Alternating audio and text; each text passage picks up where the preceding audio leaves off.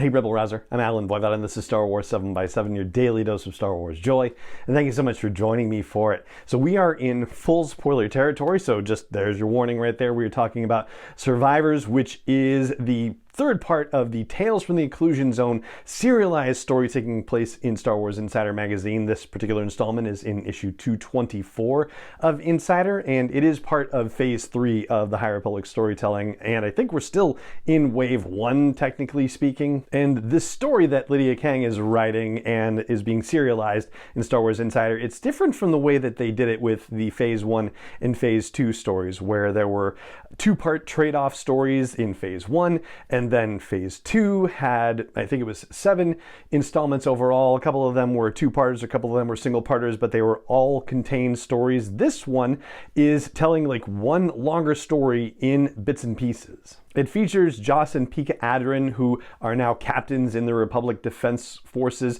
They appeared in phase 1 of the High Republic short story storytelling, and now they're in this phase 3 part. The previous parts of the story had been that they were sent off on a special mission to investigate a distress call from a ship that looked like it was actually a Nihil ship, and it looked like it was outside of the storm wall, this crazy thing happening that is separating the rest of the galaxy from an area they call the Occlusion Zone, where the Nihil have free and complete reign, and this storm wall also disrupts any hyperspace travel as well, so it's just impossible to get in unless you have one of the path engines, the special hyperspace engines that the Nihil have. So Joss and Pika went to investigate, and things went badly, and they ended up on the other side of the storm wall in the Occlusion Zone. They were escaping from scav droids, landed on an asteroid, and then in that asteroid field they found another Nihil ship, and it turned out that there seemed to be a couple of Nihil on it, and they had the drop on them.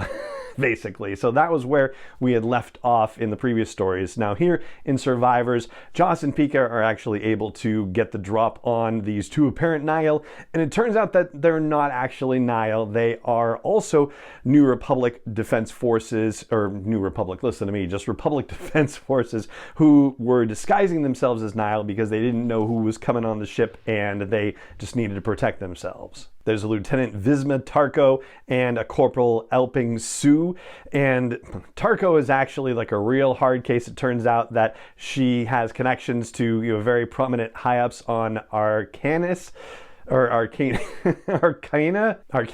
I'm getting my Star Wars stuff and my Dune stuff mixed up. So yeah, so she's very serious, and apparently she's the one who actually killed all the dead Nihil that Joss and Pika find on that ship where they encounter Vima and Elping. They had been on a transport ship, so they say, where the Nihil attacked it and they managed to escape, and then they got on, stowed up away on another ship and got captured again and escaped again, and they've had a really bad time of things. Unfortunately, this Nihil ship doesn't have a path engine that works, so there's a little argument back and forth about whether it's safer to be on a Nihil ship so that way they're not detected, or if they're better off on the New Republic, there I did it again, on the Republic long beam that Joss and Pika are on. There's some little device that apparently transmits a signal that makes scav droids ignore ships, so they take that out of the Nihil ship and they install it on the long beam. Ultimately, they put all the spoils of war on the long beam and take off on that. The current plan for them is to try to head to Ryloth,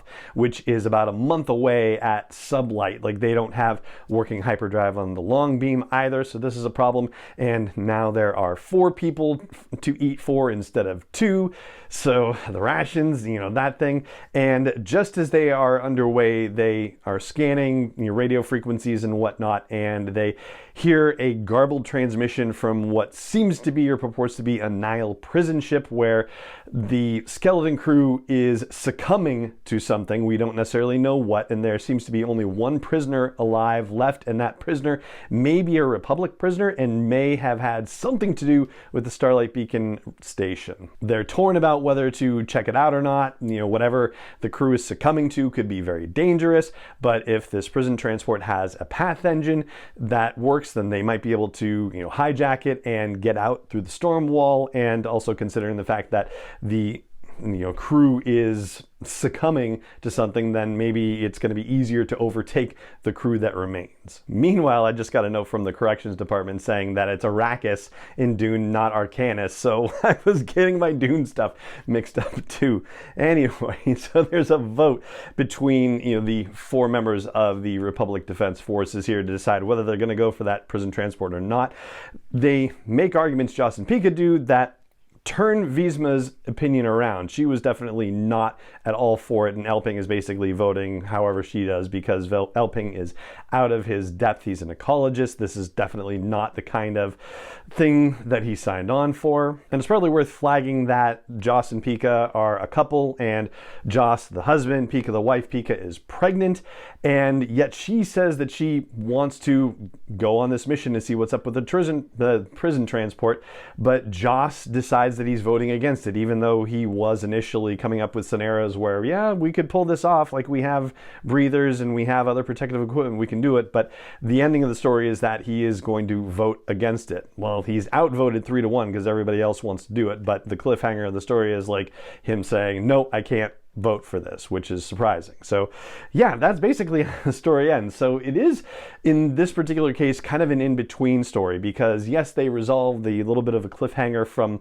the end of the previous story, but then, like not a heck of a lot happens other than some logistical stuff in this particular case and the setup for what's going to happen in the next action-packed installment.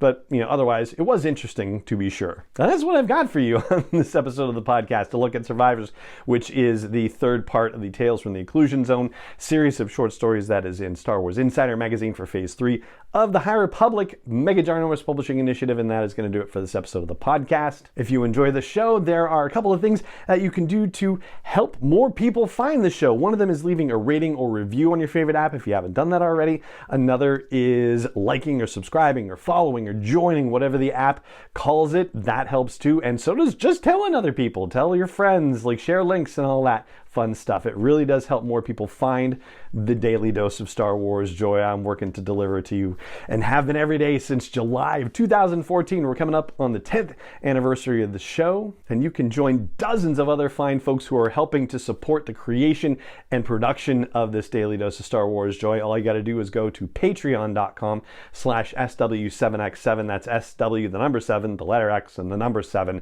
to find out more. And it just remains for me to say thank you so much for joining me for this episode of the podcast, as always, and may the Force be with you, wherever in the world you may be. 7x7 is not endorsed or sponsored yet by Lucasfilm Limited, Disney, or 20th Century Fox, and is intended for entertainment and information purposes only. Star Wars, the Star Wars logo, all names and pictures of Star Wars characters, vehicles, and any other Star Wars-related items are registered trademarks and/or copyrights of Lucasfilm Limited, or their respective trademark and copyright holders. May the Force be with them. All original content is copyright by Star Wars 7x7. We hope you love it.